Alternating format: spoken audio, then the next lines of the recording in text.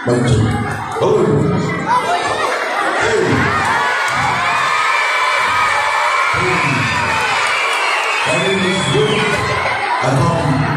live in America.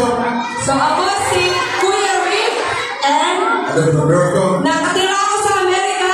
But I was born in the beautiful island of Samoa. Pero pinanganak ako sa beautiful island ng Samoa. Where Maui is from. At galing ako sa Maui. At doon galing ang mga Maui. Next.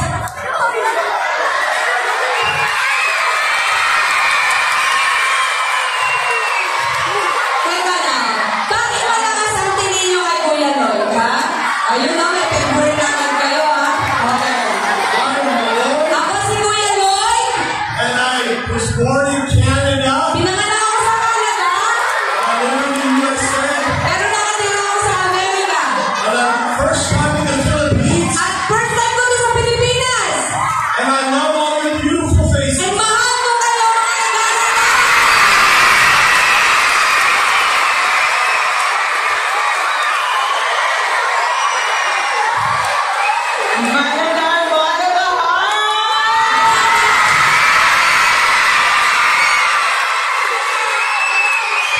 Ako si Amber, I am Amber taga sa Amerika, from America. pero Wow, kalimot na galing ni Amber. 6 years sa Cavite, Philippines. Thank you, Amber.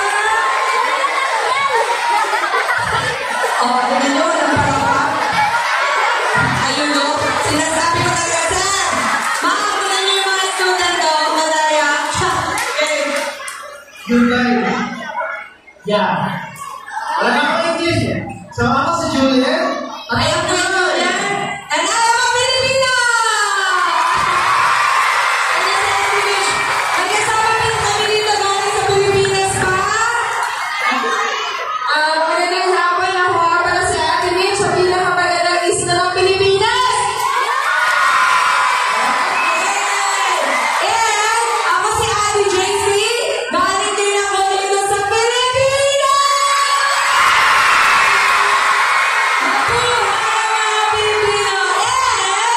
Meron pa akong isang kaibigan galing din sa malayong lugar at meron din siyang ihahandog na awitin sa atin. Pero magpakilala mo na siya, si Kuya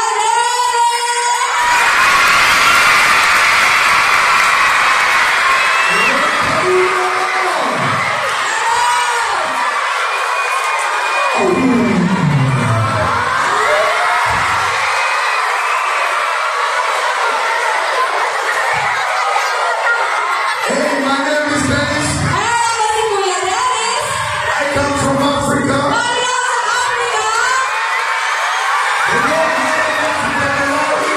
Galing ako sa Malawi. And I'm happy to be at this place. I'm happy to be in Philippines. At masaya. O, kayo mag-translate. Makatawa kayo. Okay. And masaya ako na nandito ako sa Pilipinas. Especially standing in front of beautiful girls and boys like Lalo you. na makita.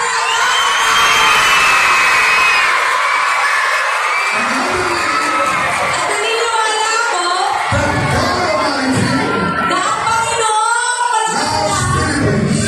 mahal niya ang Pilipinas. And I believe Jesus, At naniniwala ako kay Jesus He has a plan for each one na of may you. plano siya na napakaganda para sa lahat sa inyo.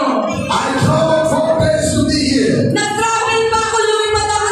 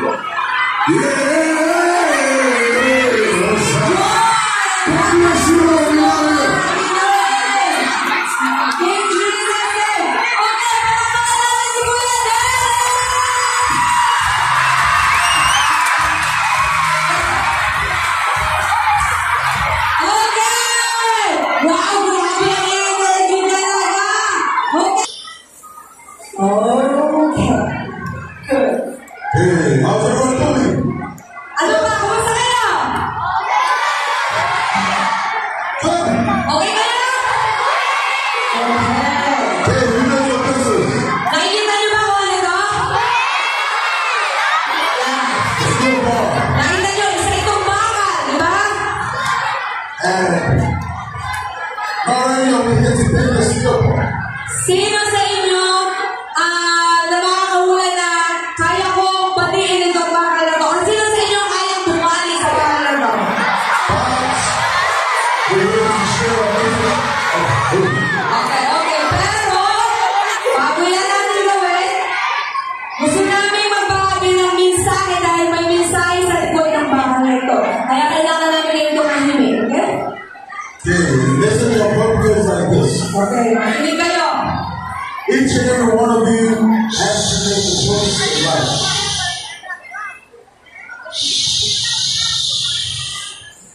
Okay. Lahat tayo ay kailangang gumawa ng desisyon sa buhay. And that choice At yung desisyon na yan, can lead to life or death. pwede kayong dalhin sa kamatayan or sa buhay. Success or failure. Ha? Maaaring magtagumpay kayo o bumagsak kayo.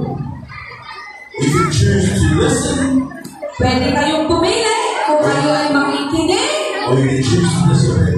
o kayo ay susunod. Our Ngayon, each and every one of us up here on this team lahat kami sa aming team, has chosen to follow Jesus. pinili namin na sumunod sa Panginoong Yesus. We've all made bad decisions in our lives, Nakagawa din kami ng mga maling desisyon sa buhay namin. but when we found out about the love of Jesus, Pero, nung nalaman namin yung pagmamahal ng Panginoon sa amin, the love that forgives, yung klase ng pag-ibig o pagmamahal na marunong magpatawad, and the love that saves, at klase ng pagmamahal na nagliligtas. that same love brought us all the way to the Philippines. Kaya yung ganung klaseng pag-ibig o pagmamahal, yun yung nagdala na sa amin papunta dito sa Pilipinas To remind you of the love of Jesus. para paadalahanan kayo ng pag-ibig ni Jesus. Okay, we're talking about choices, so I'm going to give you two choices. Okay, di ba pinag-uusapan natin ang tungkol sa desisyon o pagpipilian? Ngayon, gusto ko kayo gumawa ng desisyon. We can bend this bar on the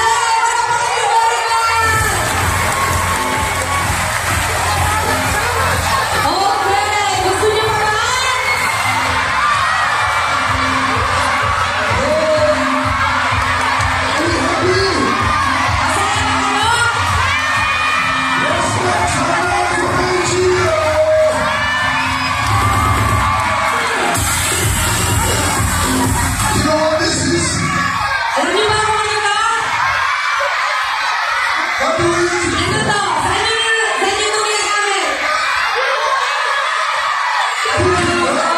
Yes. O, tahimik na.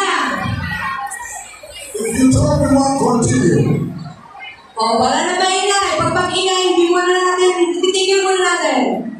But when you're quiet, we're going to continue and even do more. When you're going to be quiet, we're going to do more. Pero pag tahimik kayo, gagawin namin, tutuloy-tuloy tayo. This pan is used for cooking, is true. It is used for cooking, is true. Ito daw ang ginagamit natin sa pagluluto. But when we look inside this pan, Pero pag tinignan natin itong loob ng pan na ito, it is dark. di ba makikita natin na ito ay dark na itim. And this darkness represents the darkness inside of our house. At itong darkness na ito, nagpapakita o sumisimbolo ng kadiliman sa ating puso.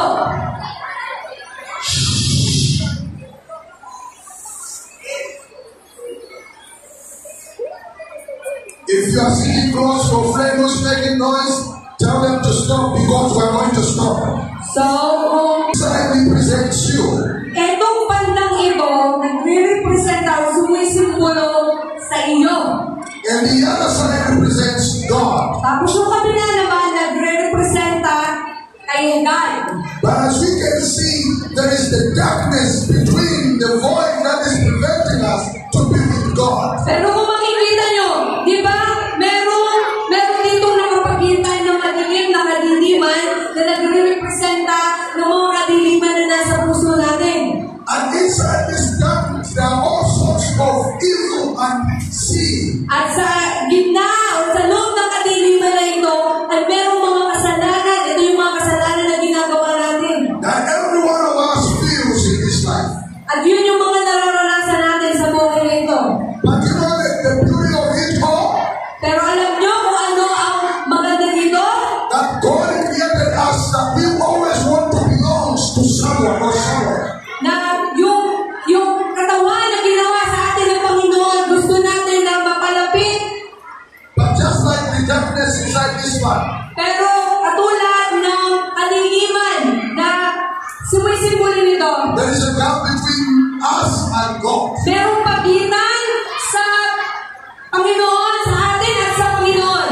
And that gap represents, it can be depression. At yung pagitan na ito, maaaring iyong depression. Like many of us will be sinking in the darkness of depression.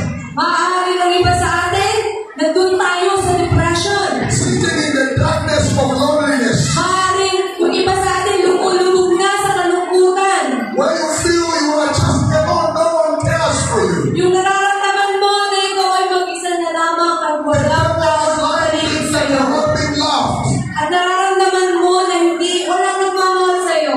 Maybe fights in your family. Maaaring nakikita niyo yung away sa inyong pamilya. Your parents are always fighting. Maaaring yung mga magulang niyo laging nag-aaway. And that breaks your heart every time.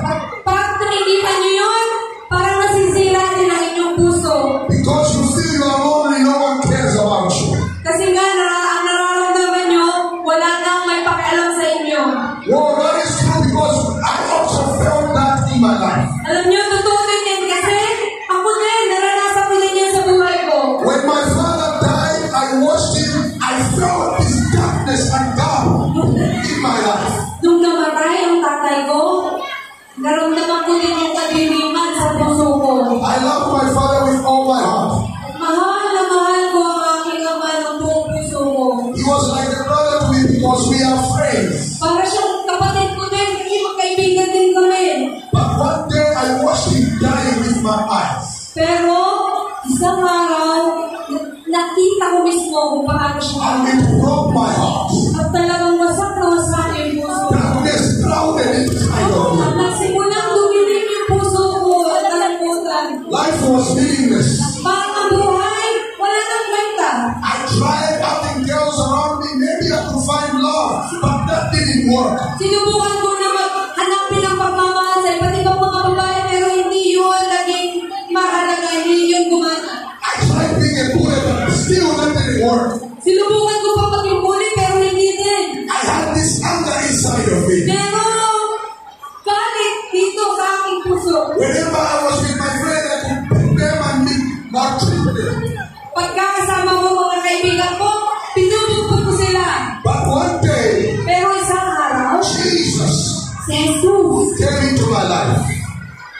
dumating siya sa aking buhay. It was a day like this. Parang dito, Some young men, missionaries came preaching about Jesus. kung dumating din ang mga missionary, tapos ibinabahagi nila tungkol kay Jesus. They told me how much Jesus loves me. Tapos, itinuro nila sa akin, pinaalam nila sa akin kung gaano ako kamahal na Jesus. That people might reject you. Na maaaring hindi kayo tinatanggap ng ibang tao, People might betray you. na maaaring tinatraidor kayo ng But ibang Jesus tao. will never betray Pero you. sa Jesus, hindi kailanman kayo i-betray or Listen, when you open your heart, at buksan niyo ang inyong puso He's going to come in you dahil papakasukin niya kayo and wrap your heart with His love. at babalutin niya kayo sa iyong pagmamahal, sa inyong pagmamahal. And that is what exactly we're going to do with this frying pan. At ganun yung gagawin natin dito sa praying para ito. As I said, we are here, God is here. Ito si God, di ba? Ito tayo. Ang gagawin ko, tutupiin ko ito, yung banda ni God, palapit dito sa atin. But as the Bible says, Jesus came and filled this void. Katulad ng sabi sa Biblia na si Jesus darating para tanggalin lahat ng kaliliman na nasa pagitan natin. He died on the cross because He loved us so much. Namatay siya sa krus dahil mahal niya tayo. That gap should be closed. We should be with the Father. Na para yung gap na ito, mawala na at makapiling na natin ang Panginoon. So I'm going to wrap this pan. So, aking tutupiin itong kawaling ito Just demonstrate how much God loves you and I. para ipakita sa inyo kung gaano kamahal tayo ng Panginoon. He loves you so much that He paid with His own blood on the cross. Mahal na mahal niya kayo na binayaran niya ang inyong mga kasalanan sa pamamagitan ng pagkapako sa krus. If you're going to open your heart today, truly, you will find joy in your heart. Kung bubuksan niyo lang ang inyong puso sa Panginoon ngayon, makikita niyo And purpose of kung your life. gaano aligaya ang may iidaran. Should we do it? Now, Ngayon, Jesus is here today. nandito ang Panginoong Jesus ngayon. He sees how much your family is in trouble. Nakikita niya kung gaano kagulo ang inyong pamilya. He sees how